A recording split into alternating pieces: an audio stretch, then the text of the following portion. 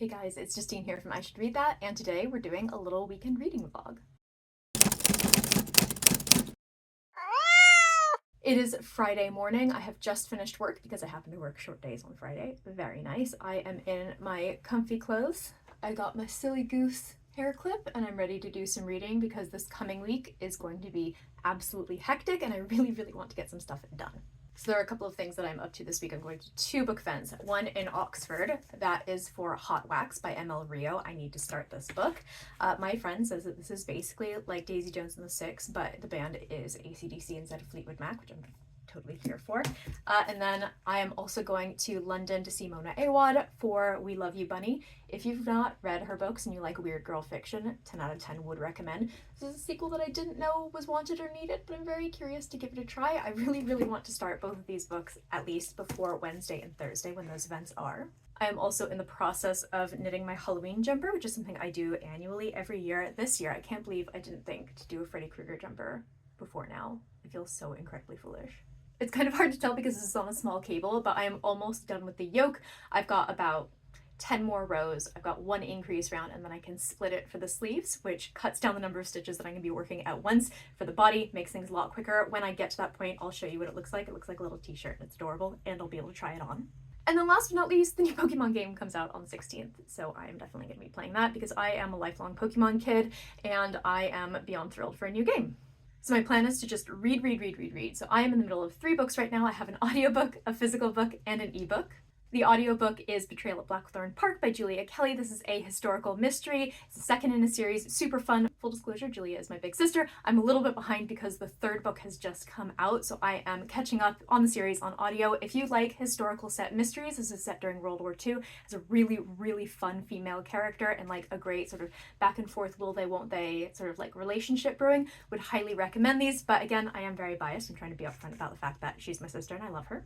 The ebook that I am reading is The Man Who Died 7 Times, and this is by Yasuhiko Nishizawa. This is so fun so far. I'm about 40% in. I went and like looked in my proof copy to see how far I was, and this is basically like Locked Room Mystery meets Groundhog's Day. We have a main character who is 16, and he has this condition where he basically gets trapped in time loops for 9 days, and during one of these time loops, his grandfather is murdered, and he's going to try to use his condition to solve the crime. This is super fun so far. I will report back on what I think when I finish. And because I needed a physical book to read, I started The Feastmakers, and this is by H.A. Clark. This is the 3rd and final book in the Scapegracers trilogy, which I absolutely love. Think if The Craft was modern, a YA series, and super gay. This series is great. I really love this author's writing, and I'm very excited to get into this during spooky season. It's kind of the perfect thing for it.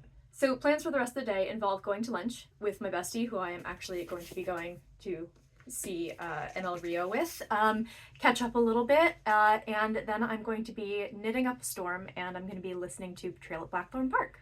I'm about to head off for lunch. I've got my bookshop handbag to hand. I am going to go pick up my bestie from their work. They happen to work at our local Waterstones. I realized that I did just post a TBR video, but I also have some unused gift cards from Christmas for Waterstones. Don't ask how that happened. It's really embarrassing. I forgot about them. So I'm going to go peruse the shelves while I wait for them to finish up for lunch.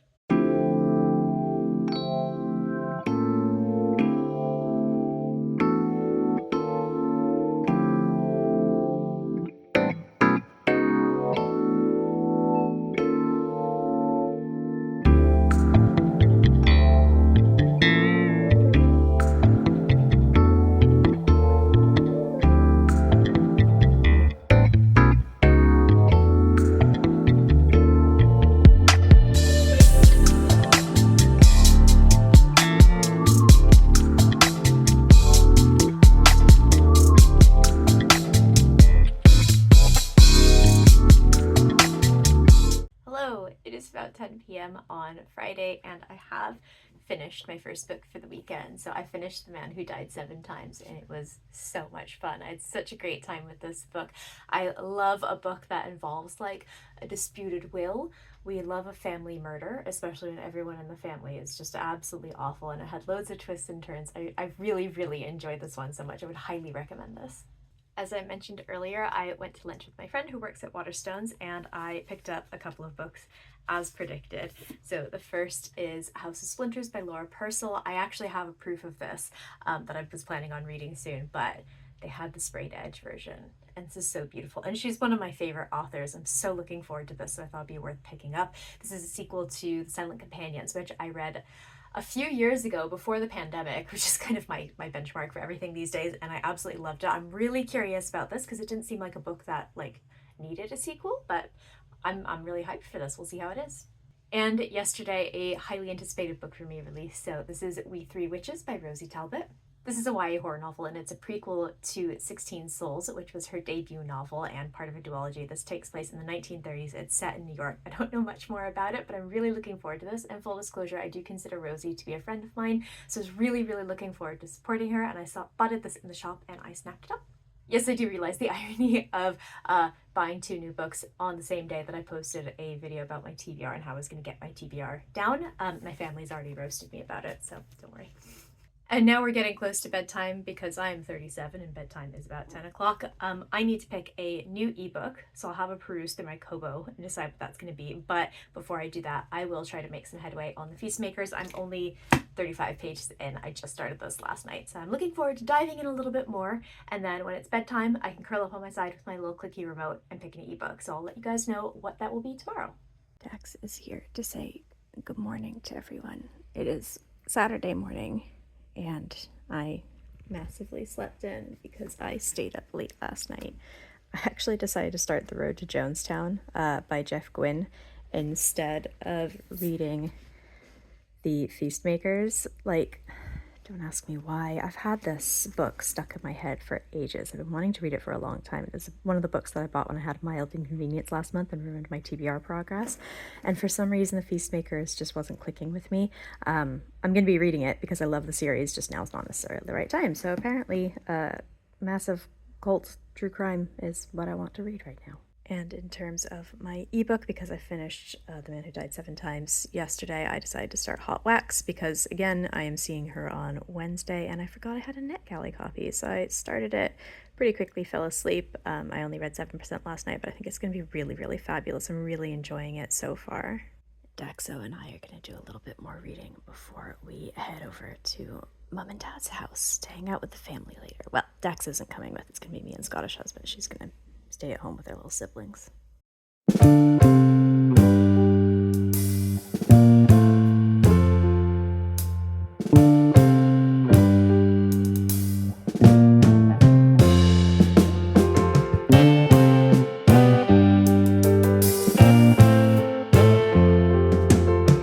So it is Sunday afternoon, and as you may have seen, I didn't get much of a chance to do much reading yesterday because we were over with my family, but I do have a bit of an update. I listened to the first 20% of The Betrayal at Blackthorn Park by Julia Kelly, which is very good so far, and I'm excited to plug my earbuds in after this and go ahead and listen to a little bit more.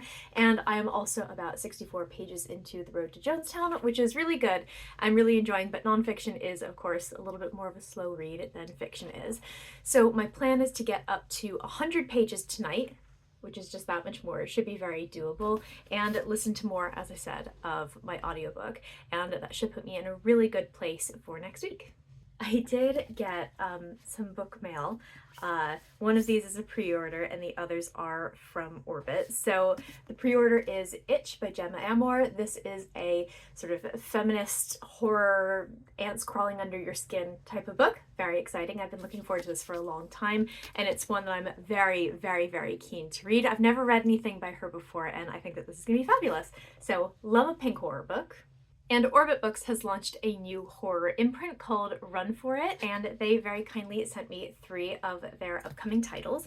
So the first is The Feeding by A.J. Ryan. He is actually the fantasy author Anthony Ryan, whose books I have not read yet, but I've heard very good things about.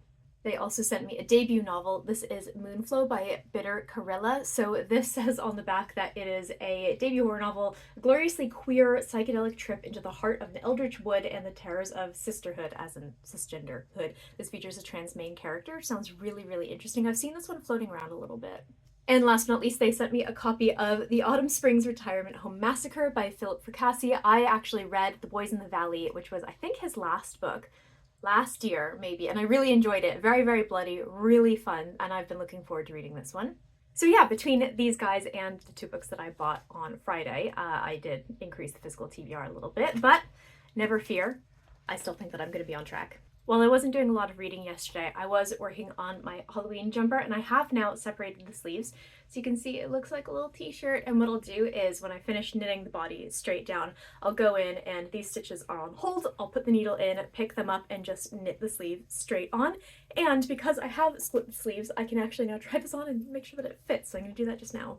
Okay, so all of this is going to block out a little bit more smoothly as a crew neck. So you can see it's a little bit big, but I wanted to be a little bit baggy because Freddy Krueger does not wear a slim fit jumper. But I think it's looking pretty good so far, and it definitely fits. So now I have basically taken these stitches, these sleeve stitches, put them on hold. It means that I'm knitting significantly fewer stitches, like 120 fewer stitches per round, which means this is going to go a lot faster now. So I think I am going to be able to make some really good progress on this week. We'll see how it goes. Okay, I am now back in my moth jumper, and I think that what I'm going to do for the rest of the day is I'm going to film some videos to get ahead for next week, and then I'm going to go ahead and listen to that audiobook and get cracking on my jumper. So it is Sunday night, and it is time for me to wrap up this vlog. I didn't do as much reading this weekend as I had hoped to, but I do think I made some pretty good progress because I finished my one book, The Man Who Died 7 Times, and I'm now about 60% into The Betrayal at Blackthorn Park by Julia Kelly, my big sister, and I have started 2 more books as well. As I've mentioned a million times, I think this coming week is going to be pretty hectic, but I'm going to make some good efforts on my TBR, so I will let you know how all of that goes probably in another vlog at some point. So in the comments below, I would love to hear how your weekend reading has gone. What are you reading right now? What have you just finished? I'm super nosy, so tell me all about it. That's it for this video, and I will see you soon.